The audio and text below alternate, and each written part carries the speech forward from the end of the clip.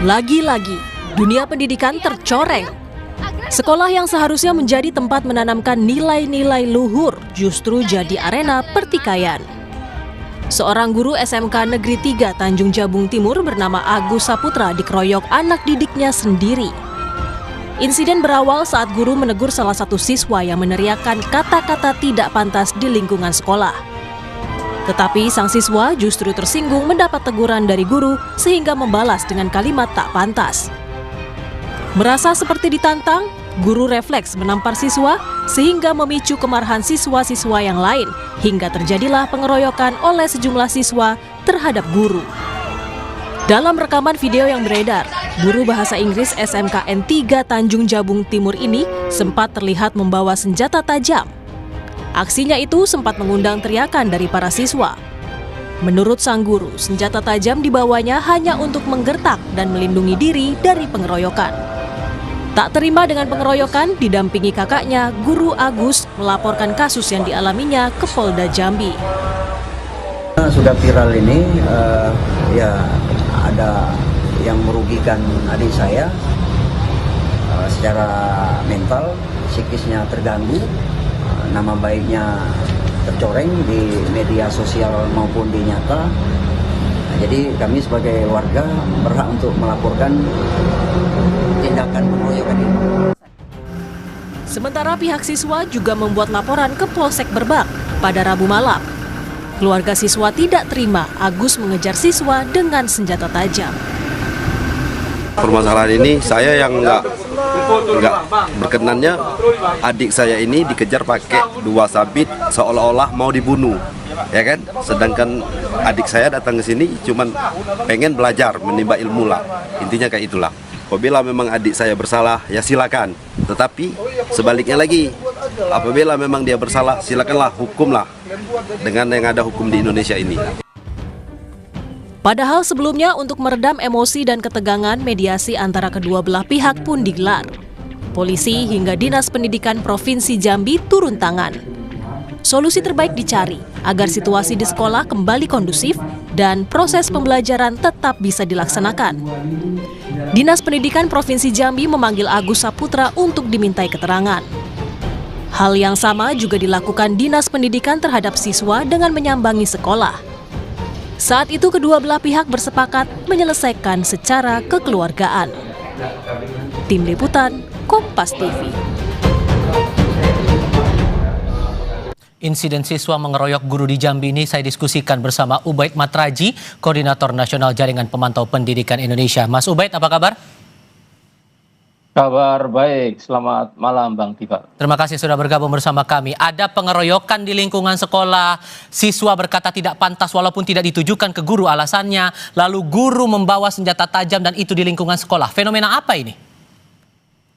Jadi ini fenomena yang tidak hanya terjadi di bulan ini ya, tetapi di tahun-tahun sebelumnya sudah banyak terjadi hal yang serupa. Menurut catatan JPPI di tahun 2025, tahun kemarin, jadi di sekolah kekerasan itu ada kalanya dilakukan antara senior, junior, kemudian teman sebaya, kemudian yang ketiga adalah antara guru dengan murid. Lah di antara 3 model kekerasan di sekolah ini justru yang paling banyak jumlahnya sampai 57% itu adalah kekerasan antara relasi guru dengan murid. Jadi yang terjadi di Jambi ini adalah ya kita mengulang apa yang terjadi di 2025 di mana kekerasan antara guru dan murid ini kembali lagi terjadi. Bahkan di 2 minggu ya sekolah baru dimulai setelah libur panjang. Ini menunjukkan bahwa darurat kekerasan di sekolah ini menjadi masalah yang sangat serius ya. Faktor pendorongnya jadi, apa? Banyak sekali. Faktor pendorongnya yang pertama ini tidak pernah dilakukan pendalaman secara serius ya. Yang pertama sanksi itu selalu tidak diberikan kepada pelaku gitu ya, sehingga pelaku merasa bahwa perbuatan kekerasan atas nama penertiban, atas nama pendisiplinan itu terus dilakukan meskipun itu salah. Sanksinya paling administratif gitu ya. Di daerah lain misalnya di 2025 itu pelakunya adalah kepala sekolah dan tidak diberikan sanksi apapun. Kepala sekolah yang menampar siswa yang terbukti merokok di sekolah gitu ya. Baik. Jadi atas nama pendisiplinan, atas nama penertiban itu tindakan kekerasan selalu dibenarkan. Nah, itulah kemudian yang diulang-ulang. Gitu. Oke, kita coba dengarkan juga pernyataan dari siswa yang juga berada dalam lingkaran kasus ini. Maksudnya dia berkata kasar itu pun alasannya tidak ditujukan kepada sang guru. Kita coba simak. Dalam kasus ini agak ribut sedikit lah. Terus saya bilang gini, woi, diam. Saya tidak tahu bahwa beliau ada lewat depan kelas itu. Tiba-tiba beliau langsung masuk ke dalam kelas tanpa permisi ke guru yang ada di dalam. Langsung nanya, siapa yang bilang woi? Terus spontan saya ke depan langsung ditampar. Cukup beralasankah pernyataan itu kalau mengkaitkan dengan aksi pengeroyokan ini? Ya, itu kan jelas siapa yang pertama kali melakukan aksi kekerasan gitu kan. Jadi ketika guru dia mengawali menampar anak-anak itu tentu adalah jelas tindakan kekerasan yang dilakukan oleh seorang guru yang itu melanggar undang-undang perlindungan anak gitu ya. Dan juga peraturan Menteri Pendidikan tentang pencegahan kekerasan di sekolah dan juga budaya aman di sekolah gitu. Nah, ini menunjukkan bahwa pendekatan pedagogis di sekolah ya tadi juga ini menjadi penyebab kenapa kekerasan itu sering terjadi di sekolah, yaitu pendekatan pedagogis di sekolah itu sangat buruk sekali gitu ya.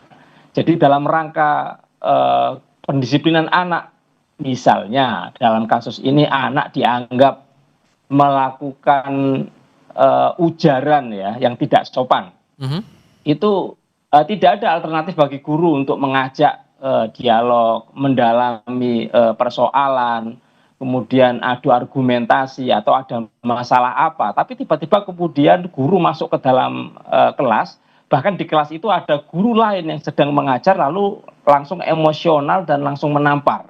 Ini menunjukkan bahwa perspektif pendekatan pedagogis ini sangat buruk sekali bagi oknum guru yang terlibat dalam kasus ini ya. Oke, sudah ada mediasi tapi tidak ditemukan titik temunya, lalu sekarang sudah saling lapor, guru melapor murid, murid melapor guru. Ini akan jadi jalan tengah menyelesaikan masalah ini? Ya, ketika mediasi sudah dilakukan tetapi tidak menemukan juga jalan terang, ya, menurut saya ya harus dengan penegakan hukum. Siswa ya perlu mendapatkan keadilannya gitu ya. Guru kalau memang merasa dia merasa benar ya perlu mendapatkan keadilannya gitu. Jadi jangan sampai kemudian kejadian siswa seakan-akan mengeroyok guru lalu guru menjadi kebal hukum gitu. Karena itu kita buktikan saja di pengadilan. Siswa melapor, guru juga melapor, mari kita gelar perkara di pengadilan. Jadi tidak ada yang kebal hukum di sini. Jika siswa melakukan pelanggaran, betul, ya mereka harus menerima konsekuensi hukuman gitu ya. Begitu pula guru. Jangan kemudian di tahun 2026 ini Januari ya muncul Permendikbud tentang perlindungan guru. Lah saya khawatir ini ada Permendikbud nomor 6 Permendikbud nomor 4 tahun 2026 ini menjadi dalih guru menjadi kebal hukum. Jadi guru atas nama penertiban dia boleh melakukan kekerasan, atas nama siswa melanggar aturan lalu guru boleh melakukan kekerasan. Ini tidak boleh terjadi karena undang-undang perlindungan anak itu jelas nggak boleh ada kekerasan di lingkungan sekolah. Itu tadi tidak boleh terulang entah itu di sekolah yang sama maupun di sekolah lainnya karena lingkungan sekolah harus aman buat semua warga sekolah, pendidik, tenaga kependidikan, bahkan siswanya sekalipun. Mas Ubaid, terima kasih sudah berdiskusi bersama kami. Selamat malam, Mas. Selamat malam.